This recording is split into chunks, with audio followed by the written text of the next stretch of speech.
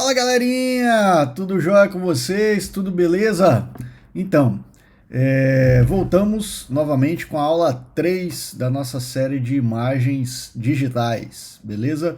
Hoje a gente vai bater um papo sobre formatos de arquivos, tá? De imagens, né? A gente vai comentar sobre os formatos mais comuns. Vamos lá então? Bora lá! Então, pessoal, vamos lá, imagens multimídia, né? Formatos de arquivos, legal. Vamos aos primeiros formatos, né? Eu diria que são um pouco mais comuns no nosso cotidiano e quando a gente também vai manipular, aí a gente está manipulando imagens digitais, né?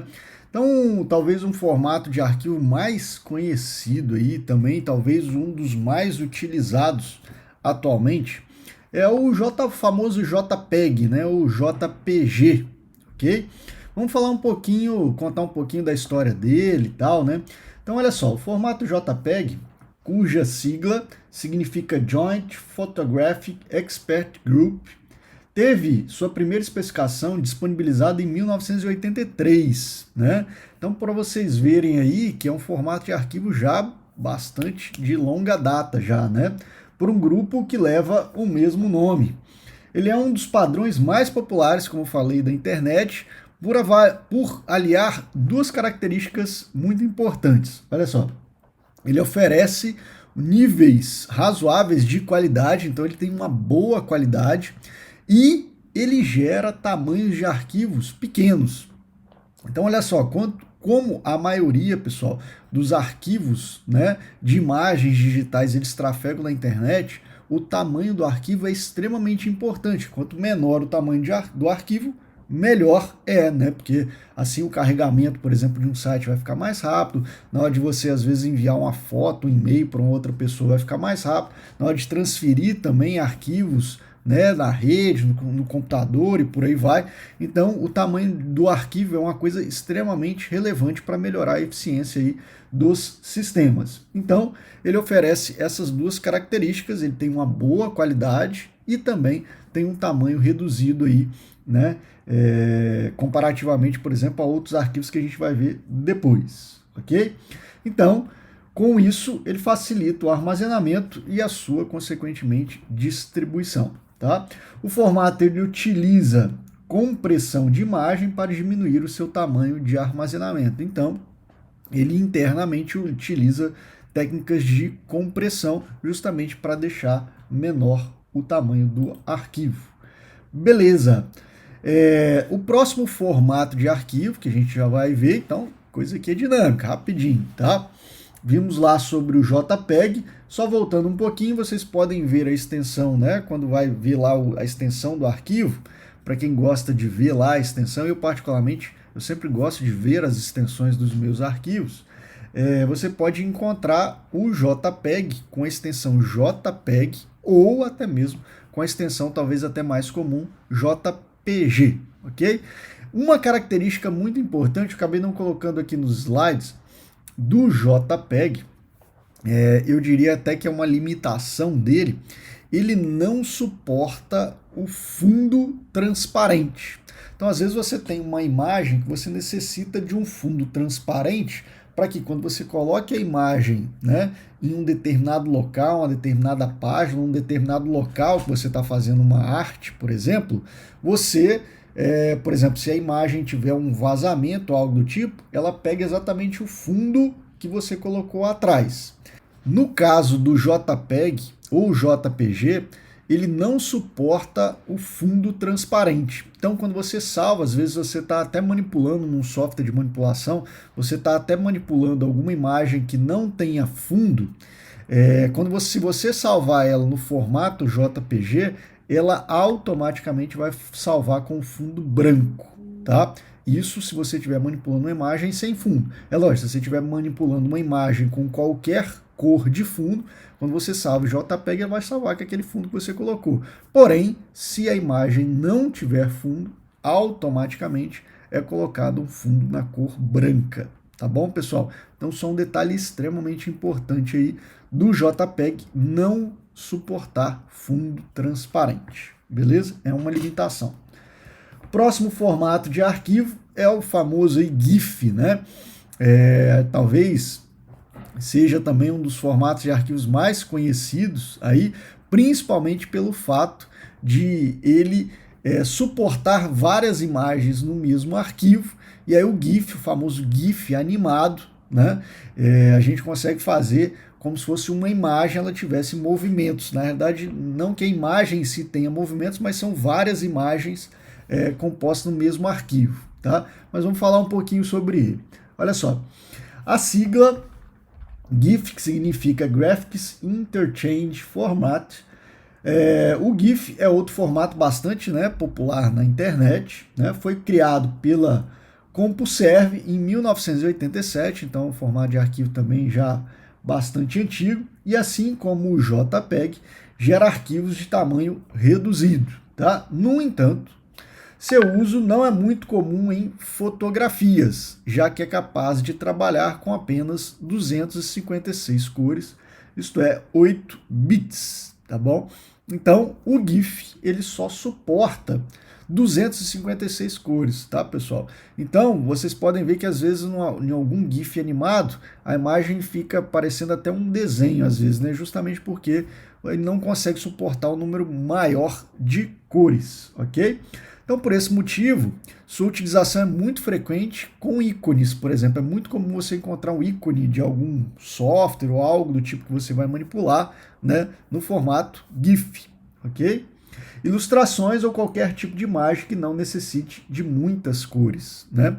O formato GIF ele é capaz de permitir um efeito conhecido como fundo transparente. Olha aí, ó. Então, a limitação lá do JPEG que a gente viu, no GIF você não possui, porque o GIF ele suporta fundo transparente, ok? Antigamente a gente usava muito GIF para trabalhar com fundo transparente. Atualmente a gente vai ver um outro formato que tem um suporte melhor para fundos transparentes que a gente vai ver depois. Vamos lá, continuando aqui com o GIF, algumas outras características. Então, o GIF há, no entanto, uma característica que faz o formato GIF ser conhecido até os dias de hoje, né? Graças a uma revisão realizada em 1989. O padrão passou a ter a capacidade de suportar animações, olha só. Talvez foi a grande popularização do GIF aí nos dias atuais, foi essa questão aí da animação, tá? Apesar de que eu, por exemplo, como eu sou um pouco mais das antigas, usava muito o formato GIF para fundo transparente, tá? Antes do PNG, que a gente vai ver depois. Em outras palavras, o GIF passou a permitir a inserção de uma sequência de imagens em um único arquivo. Igual eu falei, né? Num único arquivo dá para você botar uma sequência de imagens que, quando esse GIF ele é executado, digamos assim, né? Quando ele é aberto, parece que é uma animação, mas é uma sequência de imagens, tá? Assim, quando um GIF nesta condição é exibido, cada uma das imagens inseridas é mostrada seguindo uma ordem, né? Dando ao usuário a sensação de movimento, ok? Existem vários softwares e conversores, até mesmo online, que você pega às vezes, por exemplo, um trecho, né, de um vídeo e ele transforma isso para GIF. Na verdade, ele pega aquele vídeo e transforma lá naquela sequência de imagens, né? Para falar a verdade, o vídeo é uma sequência de imagens, né? O tal dos frames por segundo. Mas isso a gente vai ver num outro momento. O formato utiliza compressão por meio do algoritmo LZW, cuja patente pertencia à empresa Unisys, que cobrava royalties pelo formato até 2003. Tá bom, pessoal? Então, algumas características aí do padrão e formato GIF. O próximo formato aí é um formato também muito utilizado atualmente, muito mesmo, tá? Que ele reúne boas características tanto do JPEG quanto também do GIF, tá? E é um formato um pouco mais atual até. Vamos lá. O formato que eu estou falando é o PNG, tá? Sigla para Portable Network Graphics, é um dos padrões mais recentes com sua primeira especificação, tendo surgido em 1996. Então percebe que lá o JPEG e o GIF lá da década de 80 e aqui o PNG já da década de 90. Beleza. Seu desenvolvimento foi motivado, em parte, pela restrição de patente existente no formato GIF. Olha só que interessante, né? Então, como a gente falou anteriormente, a empresa Unis, ela tinha um formato de patente onde os softwares ou todo mundo que manipulava o formato GIF tinha que pagar royalties, né? Isso aconteceu até 2003 e aí na década de 90, justamente motivado por causa disso, resolveram aí criar, né, o padrão PNG, ok? Seguindo, o PNG reúne, portanto, as características que tornaram o GIF tão bem aceito, que é o quê? A animação, fundo transparente e uma característica talvez, né, advinda aí do JPEG, foi a compressão sem perda de qualidade. Olha que interessante. Mesmo com salvamentos constantes do arquivo. Então, olha que interessante, né? O PNG é um formato extremamente moderno e versátil, porque olha só, ele tem qualidade, ele suporta fundo transparente e ele suporta também a questão da animação. Olha que legal. Conta com um grande diferencial, principalmente em relação ao GIF, que ele suporta milhões de cores, não apenas os 256 do GIF, sendo com isso uma ótima opção, né? Também para fotos, né? Apesar de que hoje grande parte das fotos ainda o JPEG ele domina, né? Até mesmo porque ele tem um pouco maior de compressão do que o PNG, isto é, dois arquivos de imagem, né, de uma foto, por exemplo, o JPEG e o PNG ainda, em sua maioria, o JPEG ainda consegue ter um tamanho menor. Continuando aí as características do PNG, no aspecto da animação, o PNG por si só não possui tal capacidade. O que acontece é que há uma variação chamada APNG, o AI de Animated, né, Portable Network Graphics, que possibilita esta característica, tá? Apesar de que não é um formato de arquivo muito conhecido, né, esse APNG, ok? Talvez na parte de animações aí o GIF ele domina aí, né, o cenário atual, né? O esquema é o mesmo do padrão GIF, isto é, uma sequência de imagens inseridas em um único arquivo. Há também uma variação chamada MNG, de Multiple Image Network Graphics, que possui a mesma finalidade. Tá bom, pessoal? Seguindo, o próximo formato de arquivo é um formato de arquivo talvez até já mais antigo e mais obsoleto, mas é importante a gente conhecer. Às vezes a gente se depara ainda com esse tipo de arquivo, que é o bitmap, né? Que é um dos formatos de imagens mais antigos e também um dos mais simples. Bastante utilizado nos sistemas operacionais Windows, né? As imagens neste formato podem suportar milhões de cores e preservam os detalhes, ok? Então é um formato aí que ele tem uma gama, um espectro de cor que ele suporta muito grande, né? Você consegue preservar muitos detalhes da imagem.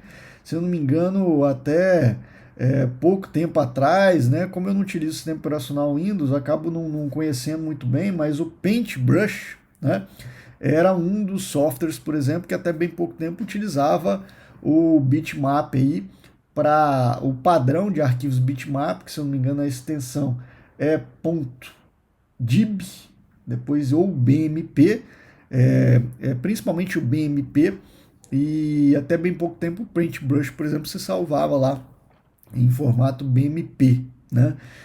E aí pode ser que às vezes uma pessoa leiga nem observava, até mesmo porque quem mexe com Paintbrush normalmente é um leigo, mas ele gerava um arquivo enorme lá, tá? Às vezes um leigo nem percebia, né? Mas era um arquivo muito grande, assim. No entanto, os arquivos neste padrão costumam ser, como eu acabei de falar, muito grandes, já que não utilizam nenhum tipo de compressão, assim como os exemplos que a gente falou anteriormente. Arquivos em bitmap pode ter extensão DIB, Device Independent Bitmap, ou BMP, este último padrão da Microsoft Windows, como eu falei, até o Paintbrush utilizava, e eu acredito que ainda dá para você escolher essa opção para salvar lá nesse formato. E não suportam também fundo transparente. Então, na realidade, o formato BMP ou bitmap é um padrão que não é muito utilizado atualmente, até mesmo porque, como eu falei, apesar dele ter alta qualidade, mas ele não tem compressão, então ele gera formatos de arquivos muito grandes. E aí não é muito legal.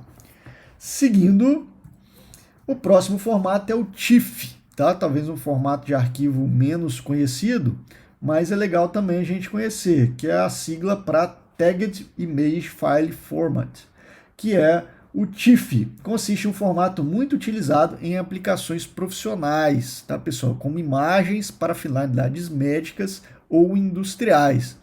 Ele foi criado também na década de 80, em 1986, pela Aldus, companhia posteriormente adquirida pela Adobe.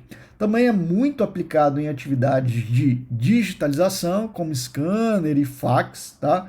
Fax aí, né, já é um pouco mais antigo, atualmente mais principalmente os scanners, o que na verdade motivou o seu desenvolvimento, tá? O formato TIFF oferece grande quantidade de cores e excelente qualidade de imagem, o que aumenta consideravelmente o tamanho dos seus arquivos, embora seja possível amenizar este aspecto com compressão sem perda de informação. Então, um formato aí também de alta qualidade e você pode utilizar alguma compressão para diminuir o tamanho do arquivo. Um detalhe interessante, né, no TIFF é que o formato TIFF ele suporta o uso de camadas, isto é, pode-se utilizar versões diferenciadas de imagem a ser trabalhada em um único arquivo. Isso é bacana, pessoal, porque vocês vão ver os softwares de manipulação de imagem, grande parte deles utiliza camadas, né, na sua criação, ok? E isso a gente vai ver um pouco melhor, né, no outro momento na prática, mas é um formato de arquivo que suporta camadas, ok? Imagens em TIFF geralmente utilizam a extensão .TIFF com F só ou TIFF com 2 Fs e suportam também fundo transparente. Beleza? Para a gente finalizar essa primeira parte da nossa aulinha, tá? Vamos falar do formato RAW, né? Que o formato RAW, ele traduzindo, né, do inglês, é uma tradução para cru, né? Vocês vão entender por quê daqui a pouco. Trata-se de um padrão que guarda todos os dados de uma foto, tal como esta foi gerada numa câmera digital, por exemplo, sem aplicação de efeitos ou ajustes. Por causa disso, oferece alta qualidade de imagem e maior profundidade de cores, resultados em arquivos muito grandes. Né? Boa parte das câmeras permite ao usuário escolher o formato das fotografias, sendo o RAW uma opção. Então, pessoal, o RAW é um formato, por exemplo, utilizado no padrão de, por exemplo, de fotografias profissionais, tá? Normalmente as máquinas, as câmeras digitais profissionais, você tem a opção de gerar o arquivo, né, em formato RAW, tá? Que é o que os profissionais de fotografia chamam como se fosse, né, como falou ali, o negativo, né, das câmeras digitais, ok? Porque ele é um formato de altíssima qualidade, tá? E aí, quando um fotógrafo, por exemplo, pode pegar nesse formato, né, no formato como se fosse o original de toda a parte de captação, de luminosidade e todos os detalhes possíveis, e depois tratar isso num software, né? Convertendo depois para um outro formato, tá? Mas é muito utilizado na parte de câmeras digitais profissionais. Seguindo aí com o RAW, os arquivos neste padrão são puros, né? O editor tem a liberdade de utilizar a imagem do jeito como foi capturada e aplicar seus próprios efeitos ou ajustes, como eu falei. O resultado final pode ser uma foto belíssima, né? Mesmo quando esta for posteriormente convertida para um formato mais utilizável e mais comum, como o JPEG e o PNG. Isso faz com que o RAW seja apelidado, eu acabei falando anteriormente, de negativo das câmeras digitais, né? Embora não se trate necessariamente disso, ok? Que antigamente as câmeras digitais tinham os filmes lá, né? Que era o negativo das câmeras, e aí agora, né, todo mundo utiliza, a grande maioria utiliza câmeras digitais, e aí é como se fosse esse formato negativo, porém, do mundo digital.